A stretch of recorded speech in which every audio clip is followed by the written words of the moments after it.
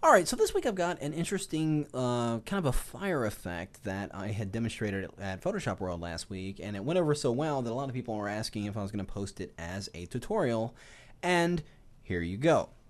So what we have here is a document. It's just a regular blank document. I've got it set to a black background.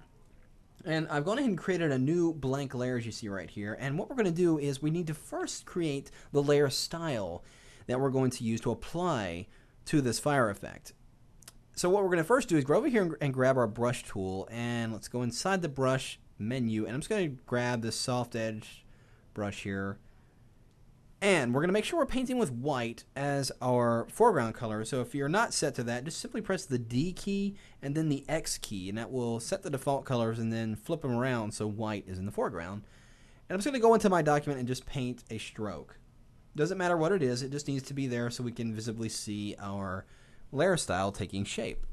So inside the layer menu, or the layer palette over here, we're going to go into the effects menu and choose outer glow.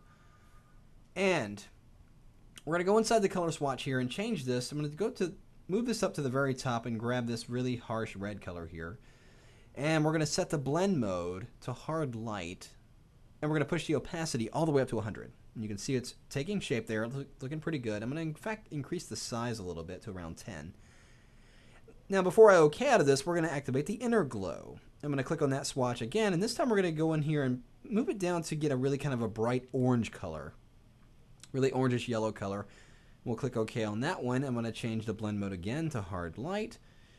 And let's go ahead, let's push that opacity up to 100. I'm going to go ahead and leave the size at 5. It looks pretty good. So it's got a really kind of a hot, fiery look there. So we'll go ahead and click OK. So we've got the layer style set on this layer. I'm going to press Command or Control A and simply hit delete to delete everything on the layer, but the layer style is still active, as you see right here. If I still take that brush and just continue to paint, that layer style will redraw or update as I draw on this layer. But now what we're going to do is we're going to create a brush from a photograph. And for those of you that were in my session, remember this image. And we're going to use this image of this horse right here. And I only want to use part of it. And it's going to work because we have this on a white background. You know, if you want to define a brush from an image in this case, it's going to help that it's against a white background because it's only going to define the darkest areas of your image, leaving the white areas alone, or in this case, transparent when you define it as a brush. So with this horse image open, I'm going to grab my rectangular marquee tool and I'm just going to draw a box over this portion of the area, getting the horse's head and some of his body in there.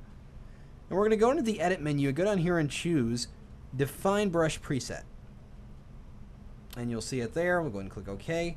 So we've already defined that area. Let's reduce this or minimize that and go back into our original image here and select that brush tool again. And this time let's go back into the brush engine, and it should be the very last thing we define right here is that horse brush. Now when I drag over to the document, notice what it does. It takes the shape of the horse, but now because it's a brush, we can size it like a brush. So I'm going to go over here and use my left bracket key and just size this down until it gets to a size that'll fit inside the image. Now, of course, remember, we are painting on this layer that has the layer style, painting with white, and if I just go in here and I just click once, notice what happens. It gives me kind of a really hot, kind of fiery looking horse there. Well, we're not quite done yet. Need to enhance this a little bit more. I'm going to load this layer as a selection. I'm going to Command or Control click right directly on that layer. You can see it loads it. We're going to click and activate a layer mask here, and notice what it's done. It's masking away a little bit more of that area that we painted in and showing a little bit more of the layer style glow in there. So it's looking pretty good. Well, I'm going to go ahead and make a duplicate of this layer. And here's what I'm going to do. I'm going to take that layer mask on that duplicate layer, just grab the layer mask itself, drag it down to the trash, and it's going to ask you if you want to apply it or delete it. I'm going to go ahead and leave it to be applied. So keeps the masking that it applied, but it gets rid of the layer mask. We're also going to turn off the effects here. I'm actually going to drag those effects right to the trash. So all we've got is that white version on top of our original one. And we're going to change the blend mode to overlay. And it's going to make it a lot hotter there, giving it a much more fiery look to it. Notice the difference there.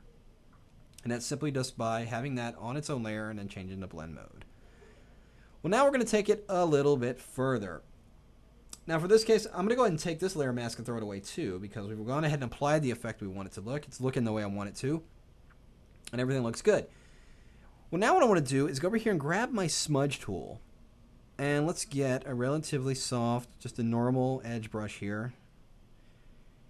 And we're going to keep the strength around 75, and you can certainly experiment with different settings here. I'm going to make that brush a little bit smaller. And what we're going to do is make the mane or the hair of the horse here, just by brushing it out, it's going to make it look like flames or fire that's kind of emanating from the back of this horse here. As you can see, because I've got that strength set very low, it's just going to get it very small strokes and only push those pixels so far, giving me what looks like a pretty convincing fire effect there. Well, let's take this area here and just going in all different directions to give me a very interesting effect there.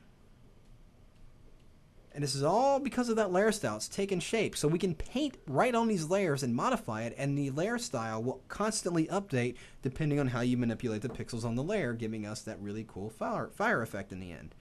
We could go over here and let's just brush him. Maybe he's got some really hot breath coming out of his nose there. Maybe I want to put a bit of a shine on his eye, so let's go down here, and I'm going to hold my shift key down and click right on his eye and just kind of push this way. And we'll click again and push this way, just to give it some very interesting nuances of fire and flames and really kind of like light emanating out of there. Let's push these out a little bit more. Just like that. Looking pretty cool. You can even go in here and let's go and grab a new brush. Let's get one of these scatter brushes here. Let's get that one right there. Let's go into the brush options and modify it a little bit. And we'll take the size jitter all the way up. We'll take the scattering and push that. And let's go into the brush tip shape and increase the spacing just a little bit. And what this is going to do, if I use my bracket key and size that down, we'll just paint down here and give it a little bit of a mist, like he's breathing fire, you know. So he's not just made of fire, but he's actually breathing fire out, and it's giving me a kind of a really cool effect there. But notice we're doing this all on one layer, and we did that just by defining a few brushes, defining a layer style, and then you can just go crazy on here, just making it more of a fire effect. So hope you enjoyed that. This is, like I said, this was demonstrated at Photoshop World, and a lot of people wanted to see a little bit more in detail to see how they can experiment with it, but just try different things and see what kind of cool things you can come up with, and enjoy.